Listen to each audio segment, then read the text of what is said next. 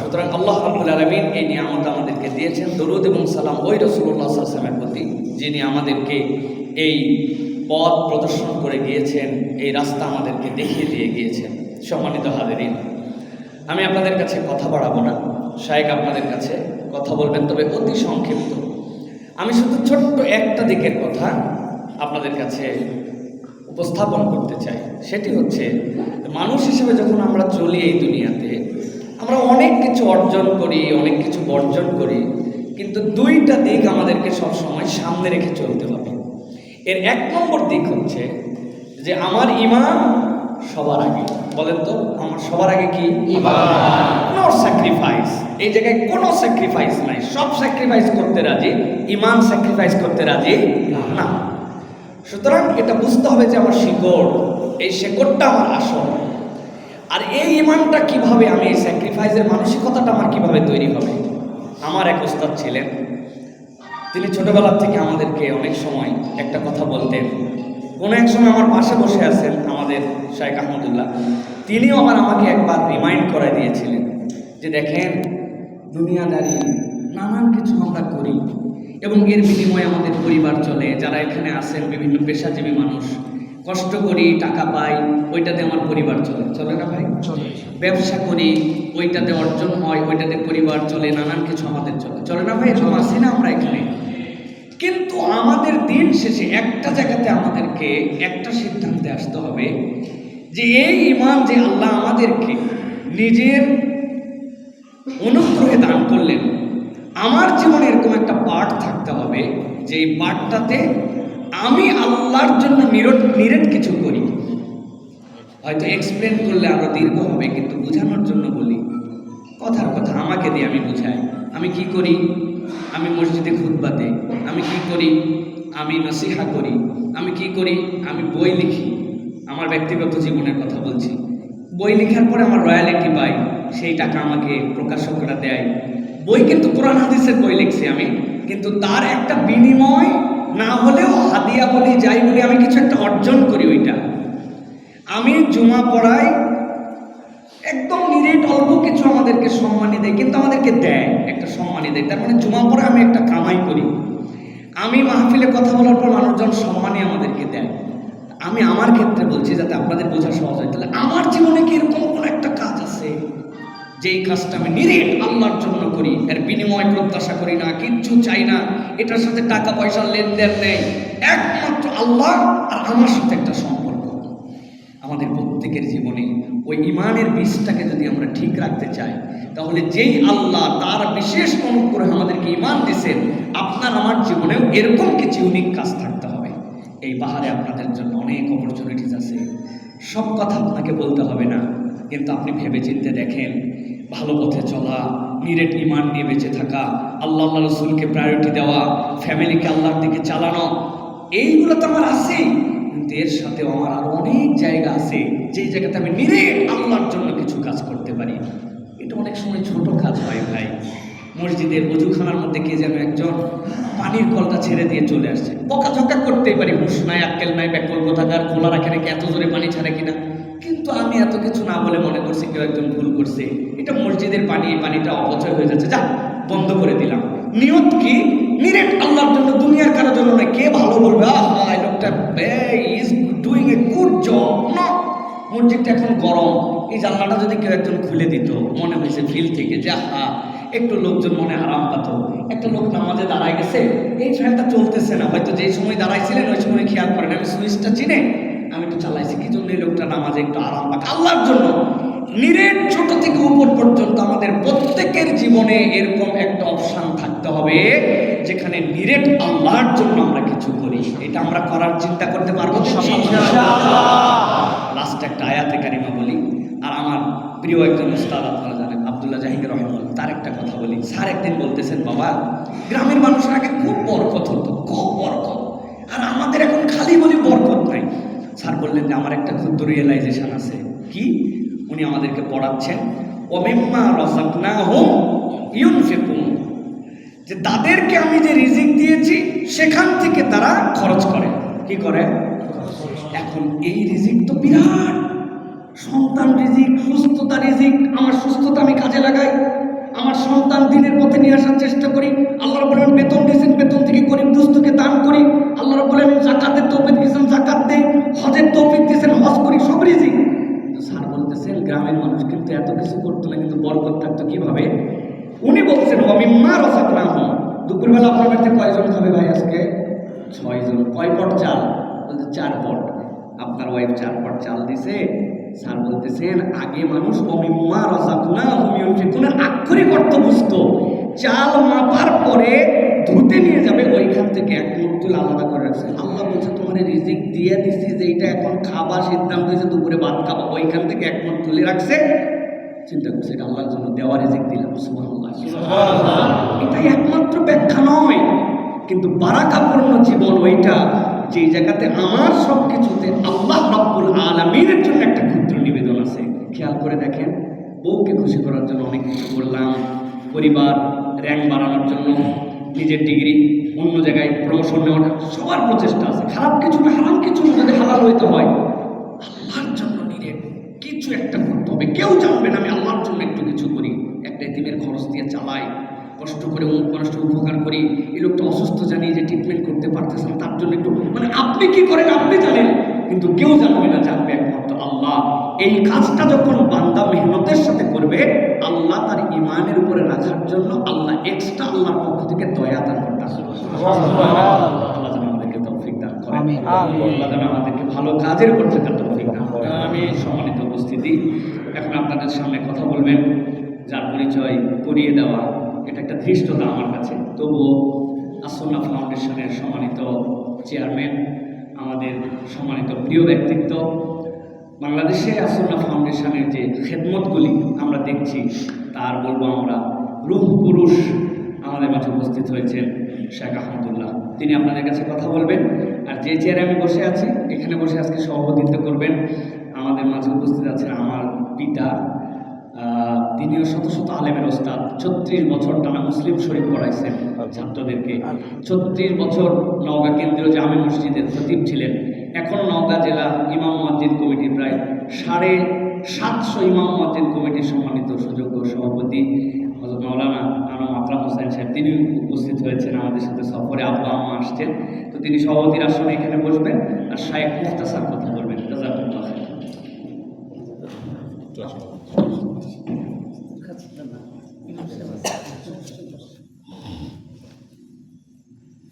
আসসালামু আলাইকুম।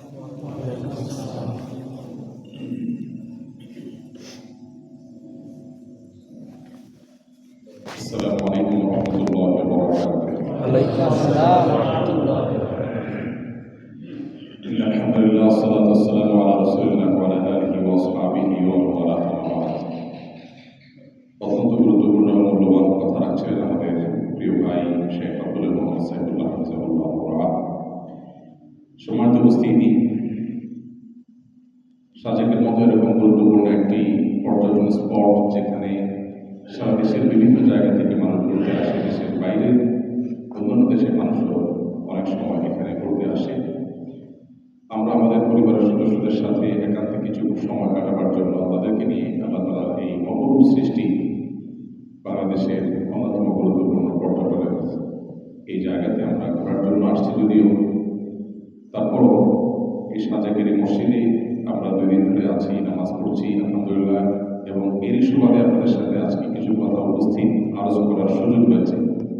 সেজন্য রব্বুল কারীমের দরবারে আমরা শুকরিয়া আদায় করছি।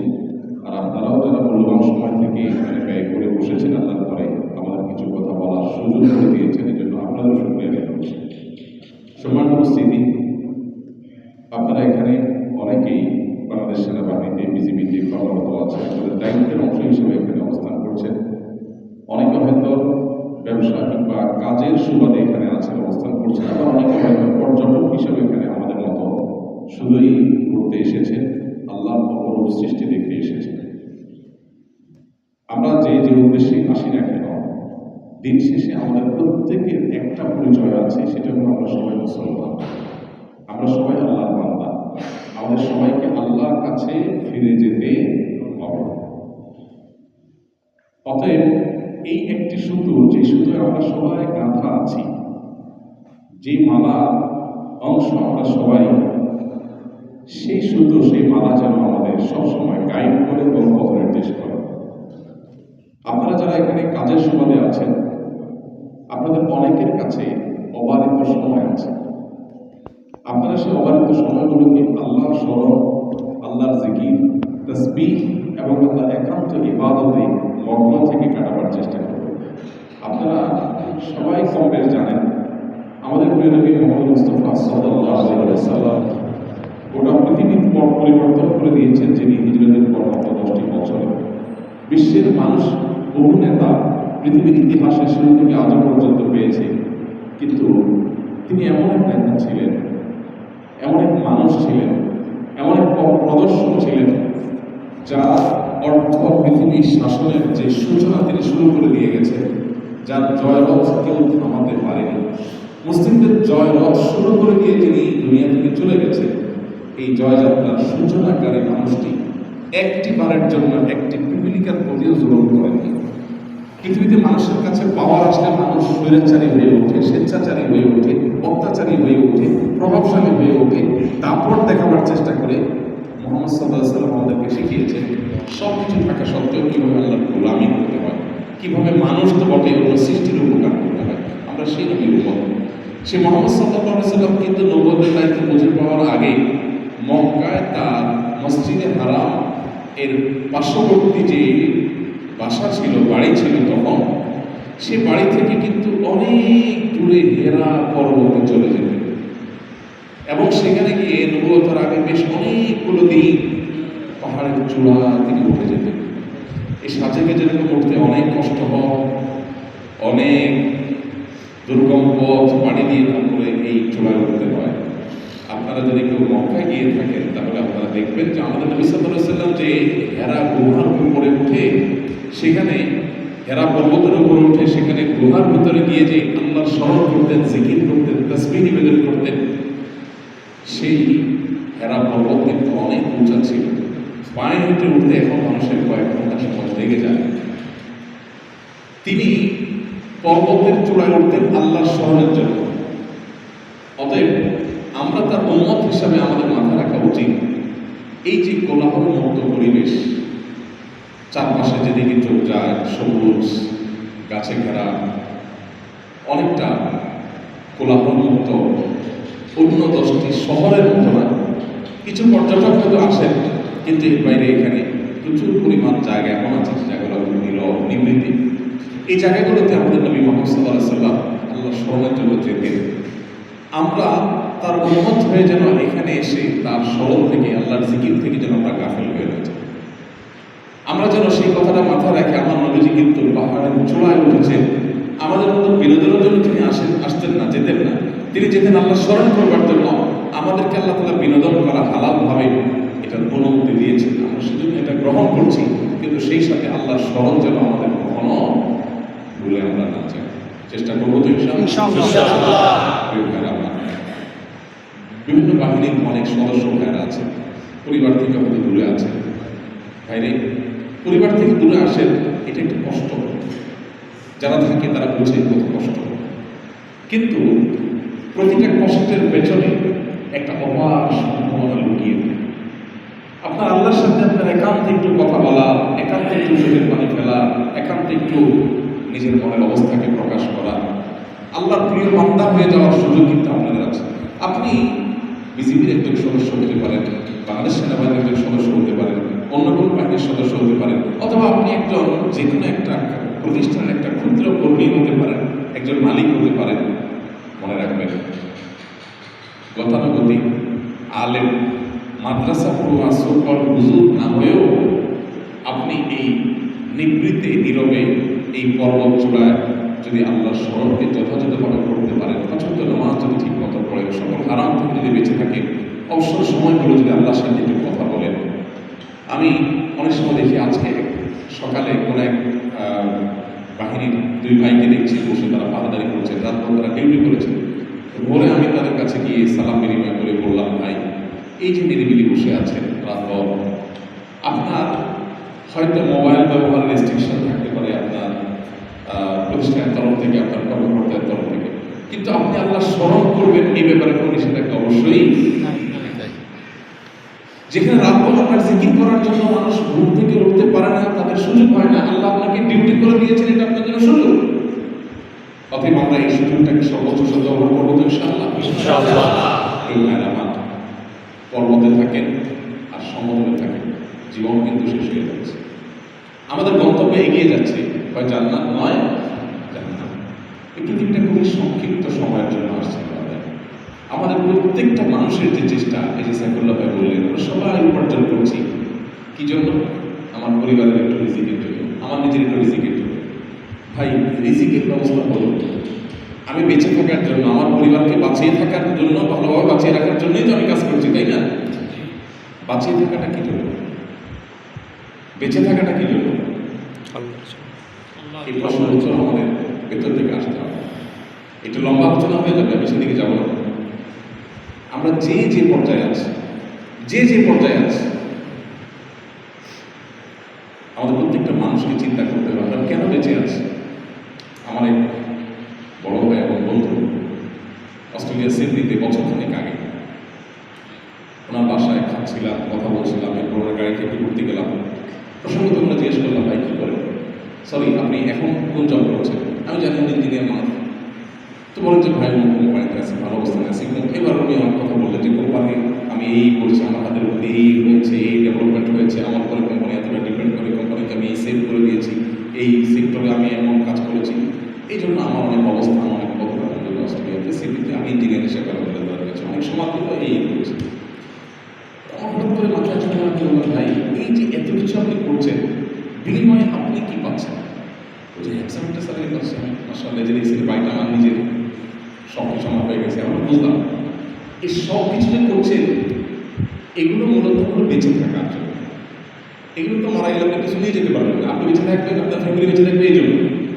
তা আপনি পড়ালেখা করছেন, কোম্পানিতে জব করছেন, আর একটু পেছনে যদি চলে যাই, ভালো একটা স্কুলে চান্স পেয়েছেন, পাওয়ার জন্য আপনারা পাওয়ার চেষ্টা করেছেন। কেন? উদ্দেশ্য কি? যাতে ভালো কলেজে যেতে পারেন। ভালো কলেজে চান্স পাওয়ার চেষ্টা করেছেন কেন? যাতে ভালো ইউনিভার্সিটি যেতে পারেন।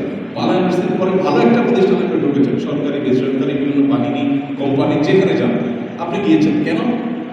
ভালোভাবে জীবনটাকে পরিচালনা করার জন্য। আপনাকে কোম্পানি, বাহিনী ভালো একটা অবস্থান দেবে, চেয়ার দেবে, সম্মান হবে, পরিচিতি হবে, টাকা হবে, পয়সা হবে। এই শেষে আপনার লাইফের গোলটা কি আমাকে বলেন?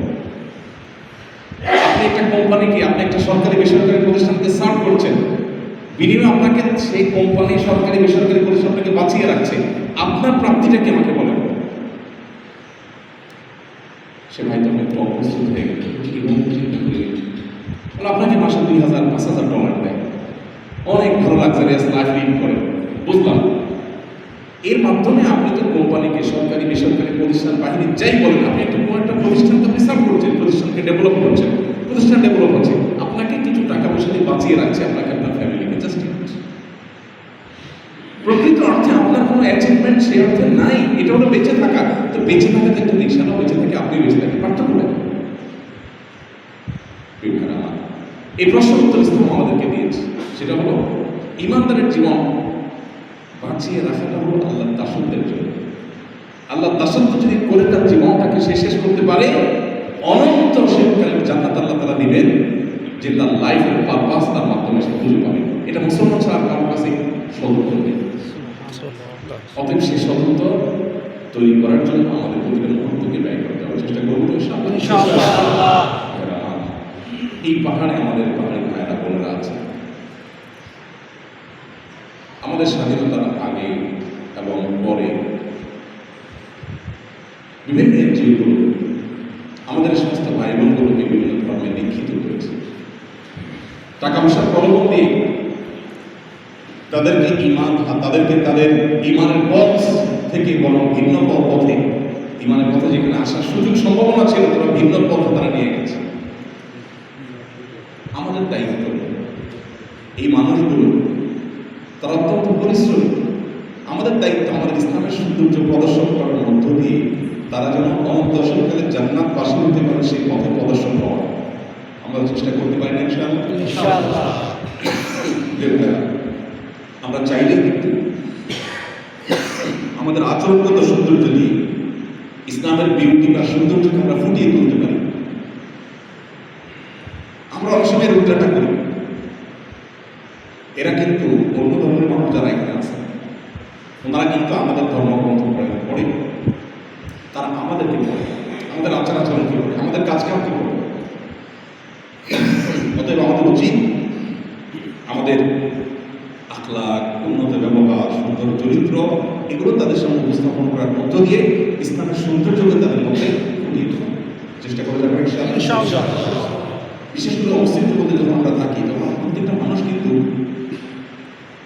একজন সাফিরের ভূমিকা, একজন দূতের ভূমিকা, একজন অ্যাম্বাসাডারের ভূমিকা কিন্তু আমরা অবলম্বন করি। আমাদের গত সালে কিংবা গত সালে আমরা ইসলামকে রিপ্রেজেন্ট করি, তারা কিন্তু দেখেন। সো আমাদের তো আহ্বান, আপনি পর্যটক হিসেবে এসে থাকেন কিংবা এখানে কাজের সূত্রে থাকেন, যেই হোক না কেন, অন্য ধর্মাবলম্বীদের কাছে ইসলামের সৌন্দর্য ফুটিয়ে তুলতে হবে আপনার উন্নত আচরণ, সুন্দর আখলাক, ব্যবহারের মধ্য দিয়ে, যেন এরা অভিজ্ঞতা যে ইসলাম এত সুন্দর।